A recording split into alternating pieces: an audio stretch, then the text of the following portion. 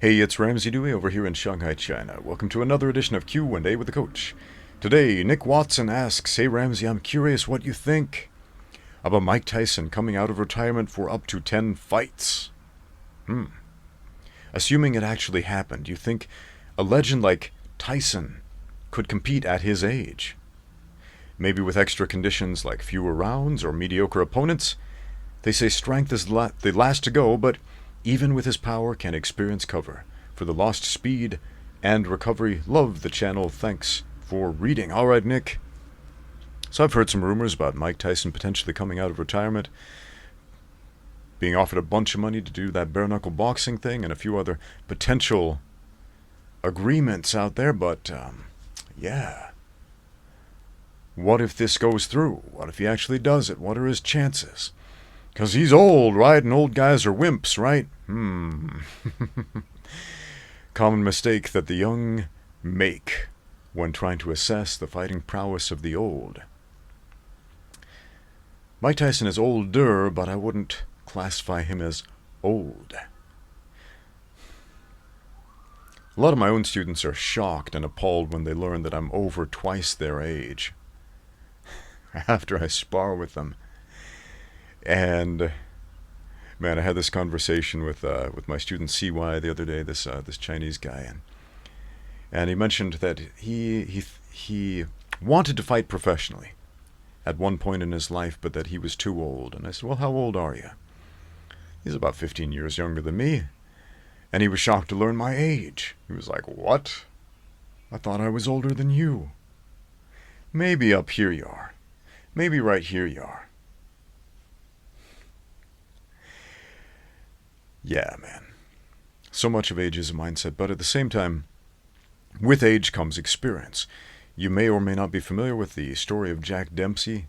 In his 70s, I believe it was, he was attacked by two men on the street, and he knocked them both out. They had no idea they were assaulting the former world heavyweight champion boxer, Jack Dempsey, man, the legend. A man that Mike Tyson patterned himself after as far as his boxing technique goes. Mike Tyson's famous peekaboo style was very much borrowed and adapted from Jack Dempsey's bobbing and weaving. Yeah, Mike Tyson in many ways technically was like Jack Dempsey 2.0. So, yeah, I've seen some videos of Mike Tyson hitting the pads, moving around a little bit right now, and he looks good, man. He looks good. Right now, Mike Tyson would kill most humans in a fight at his current age.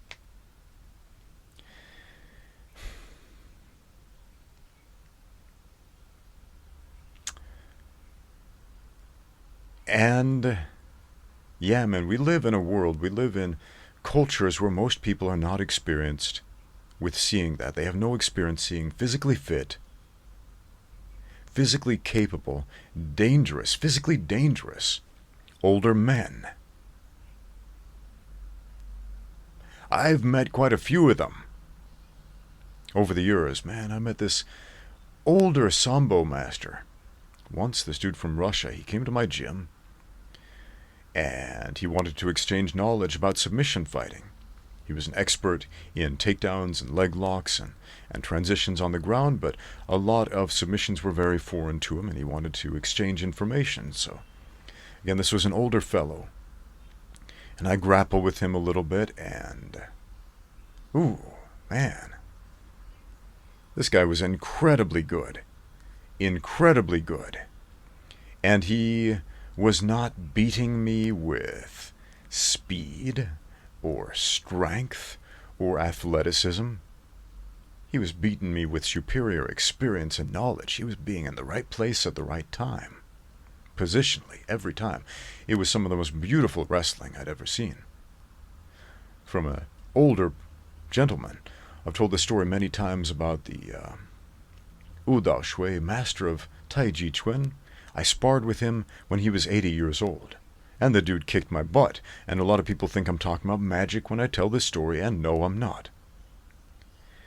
A physically fit, older gentleman who stayed physically fit throughout his life, who trained throughout his life, and knew how to grapple, knew how to slip punches, knew how to do sweeps and throws and trips, takedowns and joint locks and all this cool stuff to a very alarmingly high degree. You can see these videos of old masters of wrestling and boxing, sparring with the young guys, training with the young guys, working circles around the young guys, and it shocks them. How do you do this? It's like they're watching Master Yoda from Star Wars. Man, I feel like Yoda sometimes. You seen that scene, what was it? One of the prequels where Yoda is fighting Count Dooku, I think. They're having a lightsaber battle. Yoda's doing these acrobatic flips all over the place using the Force to propel his body in all these fascinating, interesting, athletic ways. But after the lightsaber fight is over, he picks up his cane and he hobbles off. And I feel like that a lot because I've got some pretty severe cases of plantar myofasciitis in my feet. And so I wake up in the morning and I literally hobble around like Yoda on a cane after that fight. But I warm up, I get in the gym, I spar, and I dance circles around these young guys. Not to brag, it's just the way it is. I've got way more experience than them. I know how to move in ways they haven't even thought of yet. And I am not on the level of Mike Tyson as far as boxing goes. Most humans are not. Most humans never will be. So if you put Mike Tyson in the ring with a bunch of soup cans,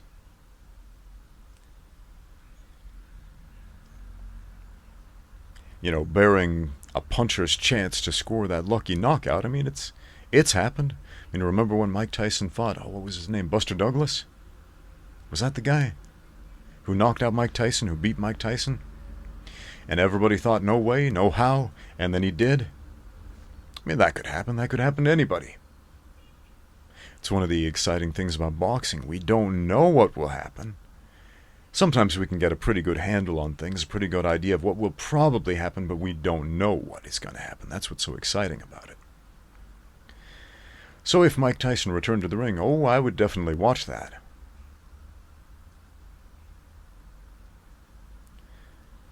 And I think he's smart enough to not step in the ring with somebody who's going to kill him or make him look like a fool.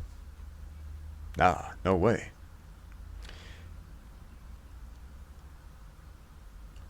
But yeah, I'll be watching that. In the meantime, thank you for watching this. Now get out there and train.